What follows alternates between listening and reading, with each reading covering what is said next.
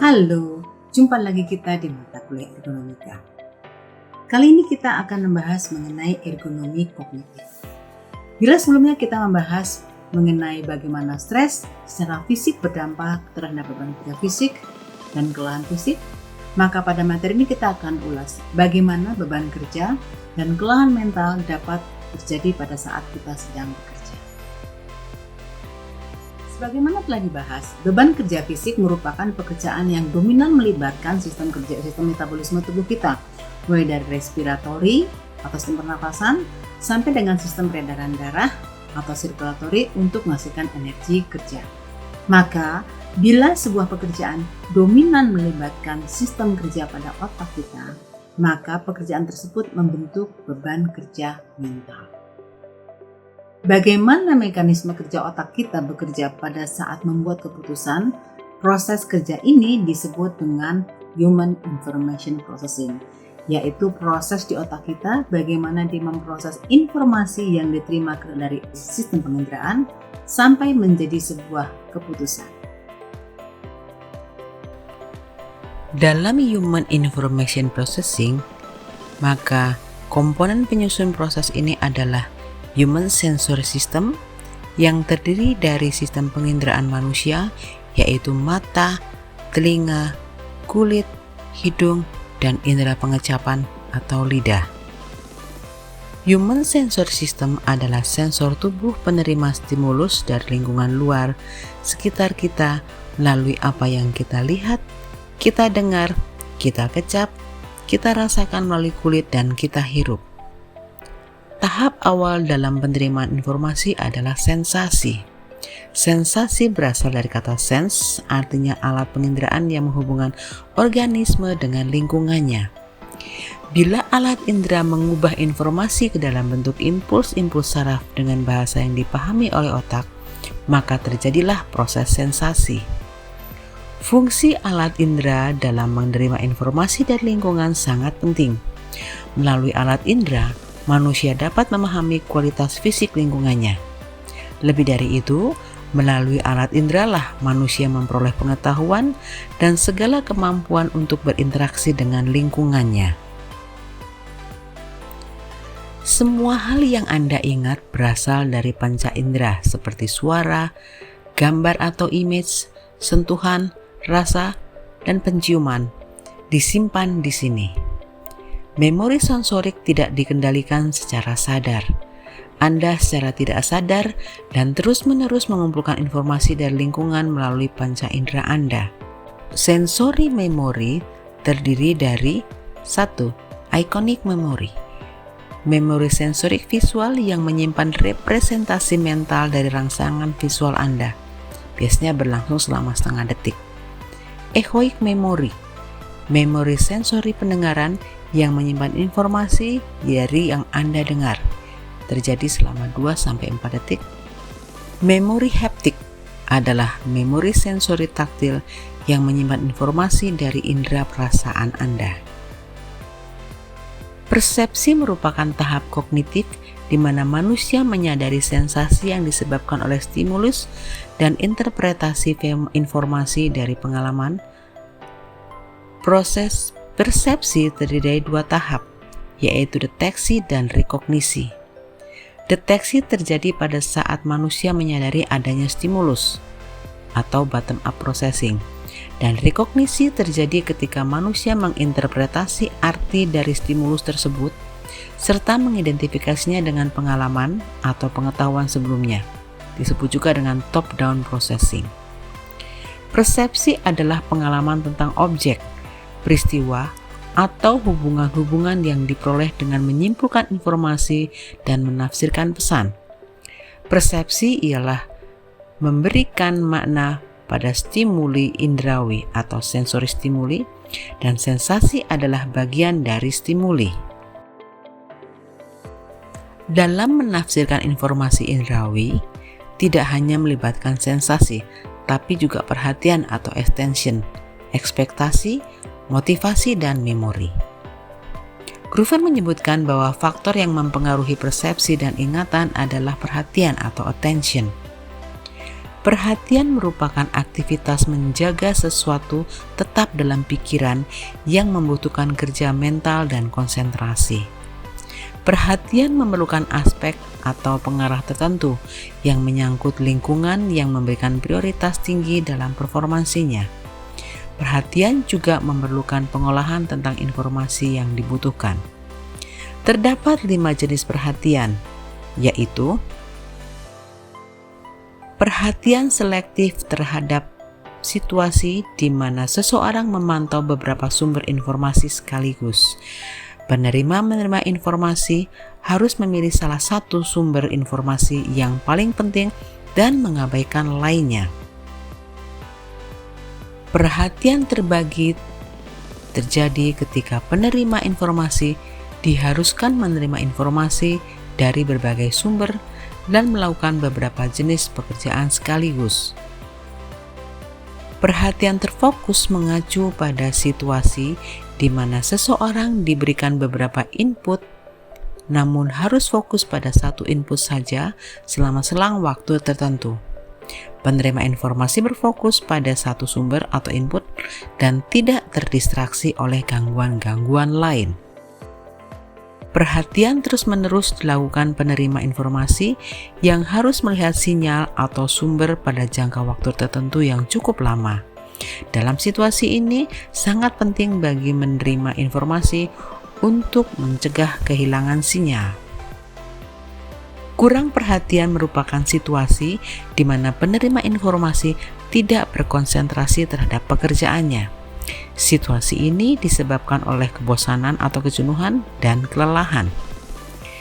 Ciri-ciri pekerjaan yang dapat menimbulkan situasi kurang perhatian adalah pekerjaan dengan siklus pendek, sedikit membutuhkan pergerakan tubuh, lingkungan yang hangat, kurangnya interaksi dengan pekerja lain, motivasi rendah, dan tempat kerja yang memiliki pencahayaan yang buruk.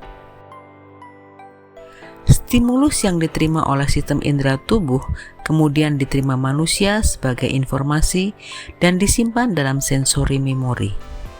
Memori sensorik menyimpan kesan informasi sensorik yang diterima oleh panca indera Anda setelah stimulus Anda berhenti. Namun, ia hanya bertahan dalam jangka waktu yang sangat singkat. Umumnya tidak lebih dari 1 detik. Agar informasi dapat disimpan lebih lama, informasi tersebut harus disimpan dalam memori jangka pendek. Memori jangka pendek atau short term memory juga dikenal dengan memori kerja atau memori aktif. Memori ini menyimpan informasi yang sedang Anda pikirkan. Informasi ini akan cepat terlupakan kecuali Anda melakukan upaya sadar untuk menyimpannya. Seperti memori sensorik, memori jangka pendek menyimpan informasi sementara menunggu pemrosesan lebih lanjut. Namun, tidak seperti memori sensorik yang menyimpan seluruh gambaran yang diterima oleh indera Anda, memori jangka pendek atau short term memory hanya menyimpan interpretasi Anda terhadap gambar tersebut. Long term memory atau memori jangka panjang mengacu pada penyimpanan informasi dalam jangka waktu yang lama. Semua kenangan yang Anda simpan untuk jangka waktu lebih dari beberapa detik. Informasinya, memori jangka panjang Anda bisa bertahan lama, selama berjam-jam, berhari-hari, berbulan-bulan, atau bahkan bertahun-tahun. Meskipun Anda mungkin melupakan beberapa informasi setelah Anda mempelajarinya, hal-hal ini akan tetap bersama Anda selamanya. Beberapa informasi yang tersimpan dalam short term memory diproses dan dikodekan ke dalam memori jangka panjang. Informasi ini disimpan dalam pikiran Anda dan harus diambil kembali sebelum Anda menggunakannya. Beberapa informasi di long term memory Anda mudah diingat, sementara kenangan lainnya jauh lebih sulit untuk diingat. Working memory mengacu pada bagian-bagian memori manusia yang didedikasikan untuk memproses dan memanfaatkan informasi sementara atau jangka pendek. Working memory memiliki kapasitas yang sangat terbatas dan informasi hanya disimpan sementara. Working memory dan short-term memory adalah istilah serupa yang tidak sepenuhnya berbeda. Bahkan istilah working memory kurang lebih telah menggantikan memori jangka pendek atau short-term memory untuk menggambarkan fenomena yang sama dengan pemahaman kita tentang hal itu selama ini. Proses yang kita gunakan untuk memahami, memodifikasi, menafsirkan, dan menyimpan informasi dalam short-term memory dikenal sebagai working memory. Kemampuan untuk menyimpan informasi dalam waktu singkat, seperti 30 detik atau kurang, memori kerja menyimpan sekitar 7 bit informasi sebelum dilupakan atau disimpan, serta informasi yang telah diambil dan sedang digunakan. Contoh working memory, saat bertemu seseorang untuk pertama kalinya, mungkin kita mengulangi namanya dalam hati dengan harapan bisa mengingatnya nanti. Memori jangka pendek digunakan untuk merujuk pada kemampuan untuk menyimpan sejumlah kecil informasi, seperti nomor telepon atau daftar item, dalam pikiran Anda untuk jangka waktu singkat, biasanya kurang dari 30 detik. Metafora umum adalah notepad mental dalam pikiran. Memori kerja memperluas memori jangka pendek karena mengacu pada kemampuan untuk tidak hanya menyimpan informasi dalam pikiran, tetapi juga memanipulasinya. Anda tidak hanya menyimpan informasi dalam pikiran Anda. Sebaliknya, Anda juga memanipulasinya seperti menyortir, menggunakannya untuk membandingkan konsep, dan menggunakannya untuk membuat keputusan yang logis. Pemilihan respon dan pengambilan keputusan dapat timbul secara otomatis sebagai output dari pemrosesan informasi. Kesesuaian pemilihan respon dan pengambilan keputusan terjadi secara otomatis atau secara refleks. Kesesuaian ini diperlukan untuk menghindari bahaya yang akan datang akibat kesalahan pengambilan keputusan. Hal ini digunakan sebagai pemicu untuk melakukan respons sebagai quick response yang mempengaruhi kecepatan reaksi. Informasi mungkin secara berkesinambungan masuk dan dipanggil dari memori untuk membantu pemrosesan keputusan. Pada bagian ini, keputusan dibuat apakah akan menyimpan informasi ini dalam rentang waktu yang pendek dalam memori pendek atau working memory, dengan secara aktif dengan cara melatih atau mengulang secara internal, atau berusaha mempelajari informasi tersebut dan disimpan secara permanen dalam memori jangka panjang. Proses selanjutnya adalah pelaksanaan tindakan yang telah dipilih. Tindakan dilakukan mencakup proses kognitif dan proses fisik dengan anggota tubuh manusia, jari, tangan, kaki, dan suara. Tindakan juga berupa tindakan pasif, yaitu melanjutkan pekerjaan yang telah dilakukan sebelumnya. Faktor yang mempengaruhi kesulitan dan kecepatan pemilihan dan pelaksanaan respon adalah kompleksitas keputusan, perkiraan terhadap respon, trade-off pekerjaan, dan akurasi serta feedback yang diperoleh. Kompleksitas keputusan dipengaruhi oleh jumlah tindakan yang mungkin dipilih, yang juga berpengaruh terhadap lamanya waktu pengambilan keputusan. Feedback merupakan efek yang diketahui oleh seseorang sebagai verifikasi atas tindakan yang dilakukannya. Kompleksitas keputusan dipengaruhi oleh jumlah tindakan yang mungkin dipilih, yang juga berpengaruh terhadap lamanya waktu pengambilan keputusan. Perkiraan terhadap respon dipengaruhi oleh informasi yang diterima. Jika informasi yang diterima telah diperkirakan sebelumnya, pemrosesan informasi akan lebih cepat dibandingkan dengan yang tidak diperkirakan. Trade-off antara kecepatan dan akurasi respon merupakan korelasi negatif antara keduanya pada pemilihan dan pelaksanaan respon.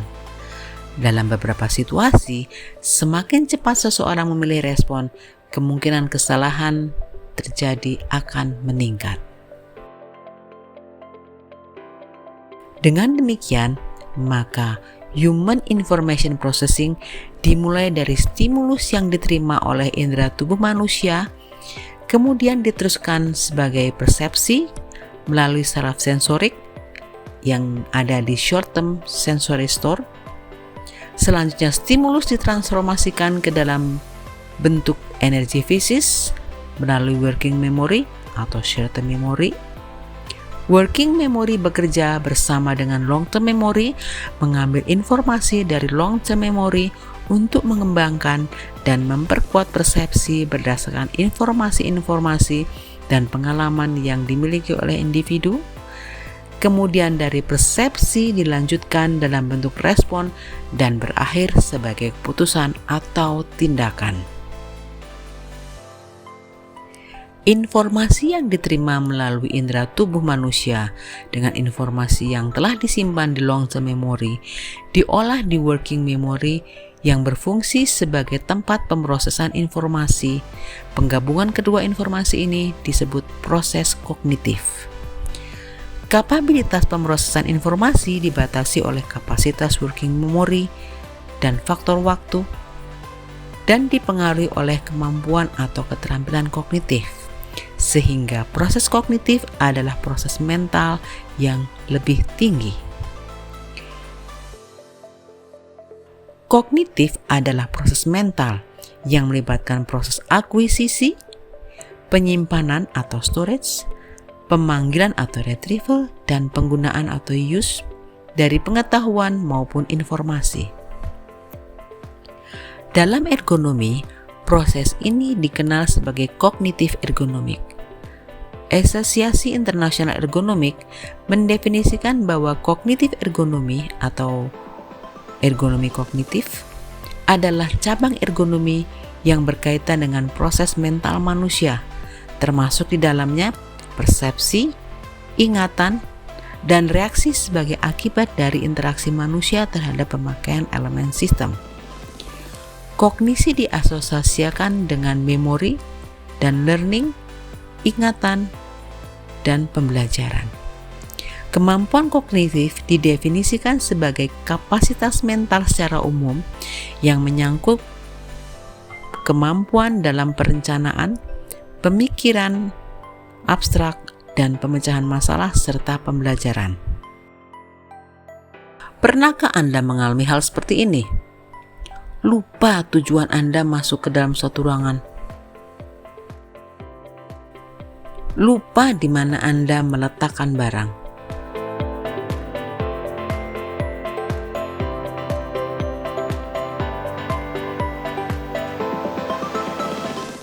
Lupa apa yang ingin dikatakan meskipun sudah ada di ujung lidah. Atau secara tidak sengaja membuang barang yang diperlukan, tapi menyimpan barang yang seharusnya dibuang. Atau pernahkah Anda teralihkan saat melakukan sesuatu, lalu melakukan sesuatu yang lain tanpa maksud tertentu? Bingung antara kanan atau kiri saat memberikan petunjuk arah pada seseorang. Membaca buku dan tidak memahami apa yang Anda baca, lalu Anda mengulanginya lagi.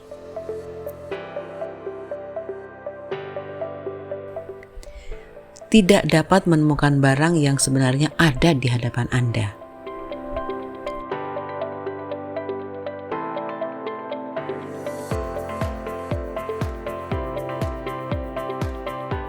Menanyakan kembali nama seseorang yang sebelumnya sudah Anda tanyakan.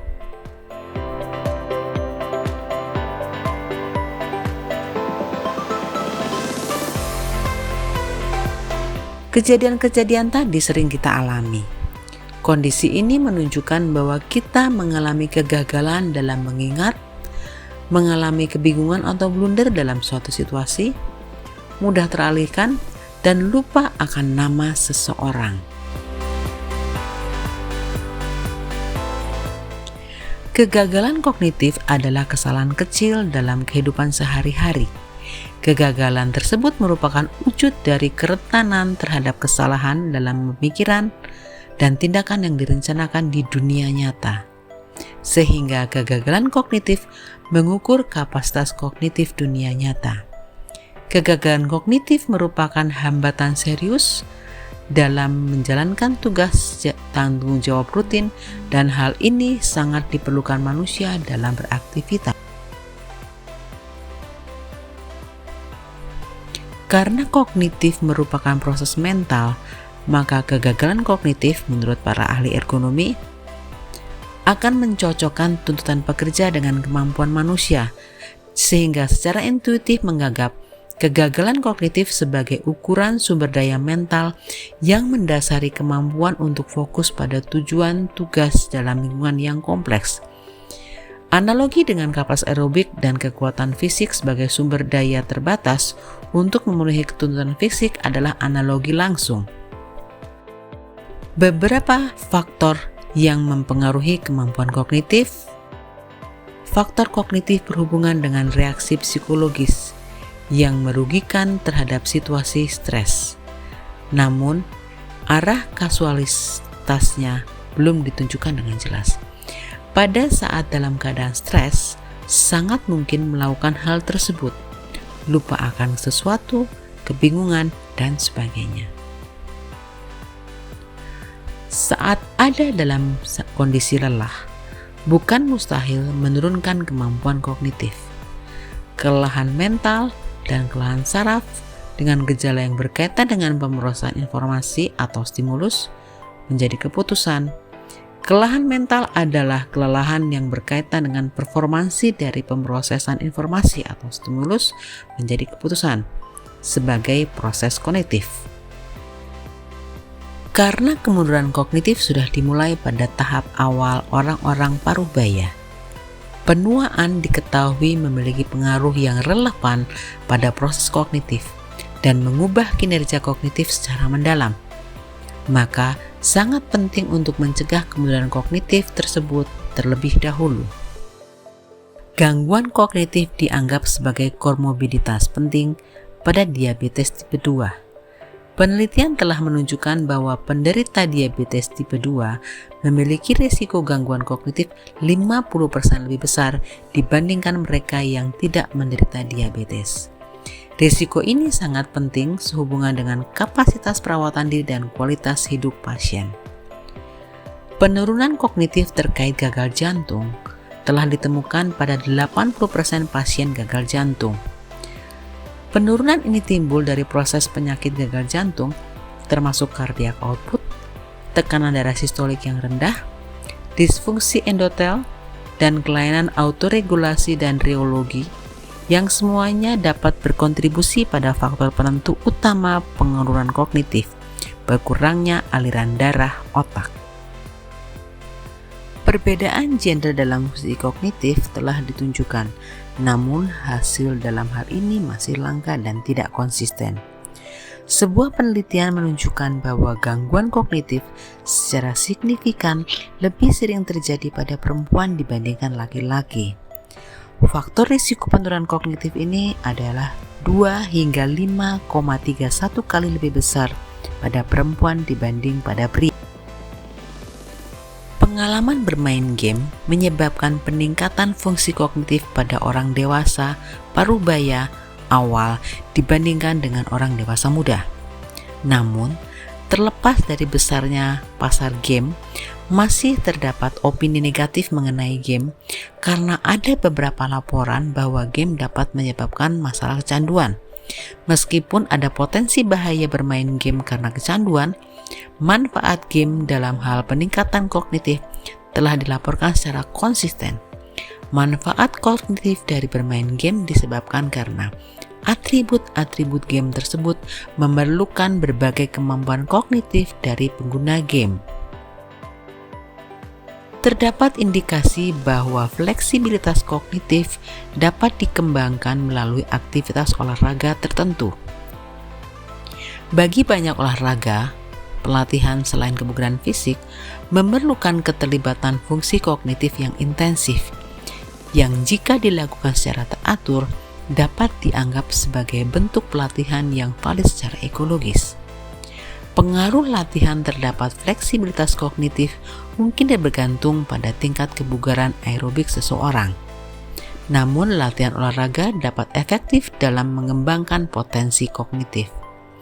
Dan sebaliknya, tingkat aktivitas fisik berhubungan dengan ukuran fungsi fisik, kualitas hidup, dan fungsi kognitif. Dengan demikian, apakah Anda masih akan bermalas-malasan? Penelitian terbaru menyoroti bahwa penggunaan ponsel cerdas berdampak pada fungsi kognitif baik secara positif maupun negatif. Berbuat salah ada hal yang manusiawi. Kita semua melakukan kesalahan dalam kehidupan sehari-hari. Kadang-kadang, kesalahan kognitif sehari-hari memiliki konsekuensi yang relatif sepele, seperti ketidaknyamanan karena melewati janji yang terlupakan. Namun, di lain waktu, kegagalan kognitif seperti itu bisa berdampak besar, seperti sebagai kegagalan untuk memperhatikan rambu lalu lintas yang sangat penting bagi keselamatan yang mengakibatkan kecelakaan mobil. Sehingga kegagalan kognitif juga berkembang. Bila sebelumnya bentuk kegagalan adalah kegagalan untuk mengkodekan dan atau mengingat informasi penting yang diperlukan, misalnya tidak mengkode atau mengingat daftar belanjaan, maka berkembang menjadi kegagalan untuk mengingat, menyelesaikan masalah, tindakan yang direncanakan, atau niat pada saat tertentu, atau sebagai respon terhadap sesuatu peristiwa, yaitu kegagalan dalam ingatan prospektif. Misalnya, lupa rencana membalas surat ketika pulang kerja. Kegagalan memaksakan diri, pengorganisasian, dan penentuan prioritas, bahkan jika informasi tersebut diingat dengan benar. Misalnya, mengetahui seharusnya merespons sebuah surat, tetapi malah melakukan hal yang lain. Sehingga bentuk kegagalan kognitif dapat dilihat dari kedua bentuk tadi, seperti untuk kegagalan memori prospektif termasuk item, untuk mengukur pengorganisasian dan penentuan prioritas. Meskipun setiap orang mengalami kegagalan kognitif, terdapat perbedaan yang jelas dan bermakna pada masing-masing individu dalam frekuensi kegagalan tersebut. Jadi, di usia Anda saat ini, bagaimana kemampuan kognitif Anda?